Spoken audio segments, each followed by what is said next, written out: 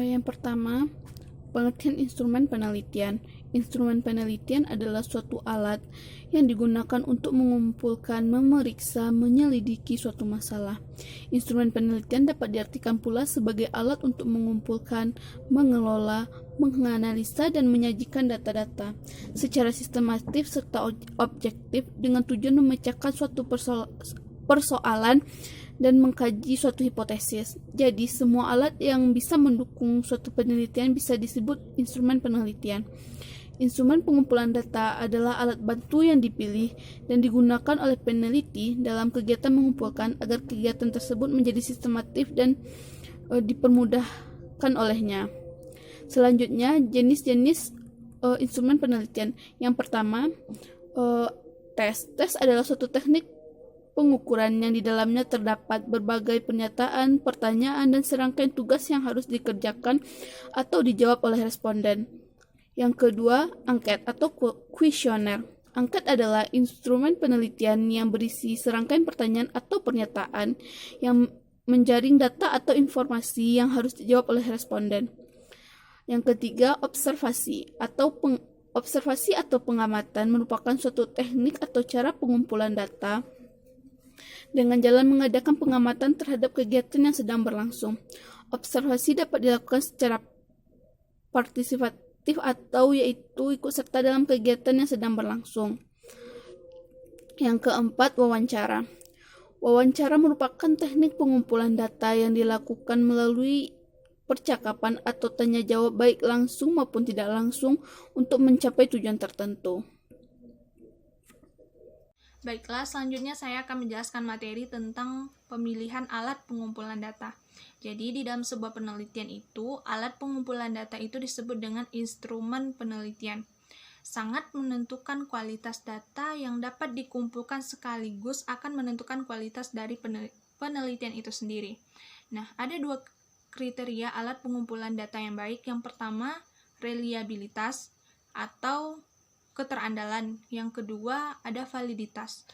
Nah, yang pertama, reliabilitas alat pengukuran data menunjukkan keajegan hasil pengukuran yang konsistensi yang apabila digunakan untuk pengukuran pada waktu yang berbeda dan tidak tergantung siapa yang menggunakannya. Nah, reliabilitas dapat dilihat dari besarnya simpanan baku dari hasil pengukuran yang berulang-ulang atau dari besarnya tingkat kesalahan error dari pengukuran tersebut.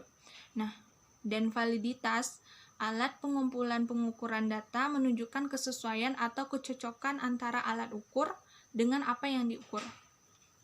Nah, keputusan mengenai alat pengambilan data mana yang akan digunakan terutama ditentukan oleh variabel yang akan kita amati atau diambil datanya. Dengan kata lain, alat yang kita gunakan itu harus disesuaikan dengan variabelnya. Nah, pertimbangan selanjutnya adalah pertimbangan dari segi kualitas alat, yaitu dari segi taraf reliabilitas dan validitasnya. Pertimbangan-pertimbangan lain biasanya dari sudut praktis, misalnya besar kecilnya biaya misalnya besar kecilnya biaya, macam kualifikasi orang yang harus menggunakannya, mudah atau sukarnya menggunakan alat tersebut, dan sebagainya.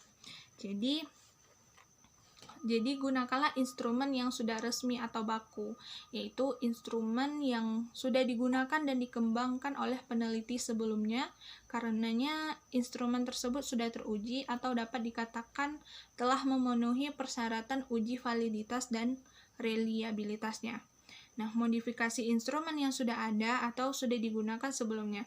Maka dari itu kita perlu melakukan uji coba instrumen penelitian guna menentukan kelayakan dari segi validitas dan reliabilitasnya. Sekian penjelasan dari saya, selanjutnya akan dijelaskan oleh rekan saya. Terima kasih. Assalamualaikum warahmatullahi wabarakatuh. Baiklah, di sini saya akan melanjutkan materi selanjutnya, yaitu kualitas alat pengumpulan data. Pengumpulan data dengan observasi. Yang pertama, macam-macam observasi. Pertama, observasi partisipatif merupakan seperangkat strategi dalam penelitian yang tujuannya adalah untuk mendapatkan data yang lengkap.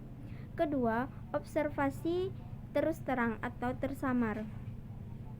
Yang ketiga adalah observasi tak struktur, yaitu dalam penelitian kualitatif dilakukan dengan tidak terstruktur.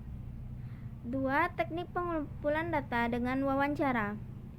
Dalam wawancara, kita dihadapkan kepada dua hal. Pertama, kita harus mengadakan interaksi dengan responden. Kedua, kita menghadapi kenyataan adanya pandangan orang lain. Yang kita hadapi ialah bagaimana cara berinteraksi dengan orang lain dan bagaimana kita mengolah pandangan yang mungkin berbeda itu. Ketiga, teknik pengumpulan data dengan dokumen.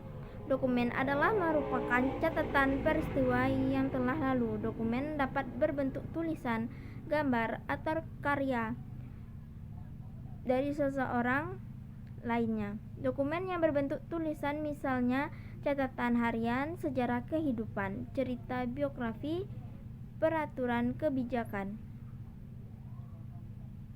Yang keempat adalah teknik pengumpulan data dengan triangulasi. Sekian, terima kasih. Assalamualaikum warahmatullahi wabarakatuh.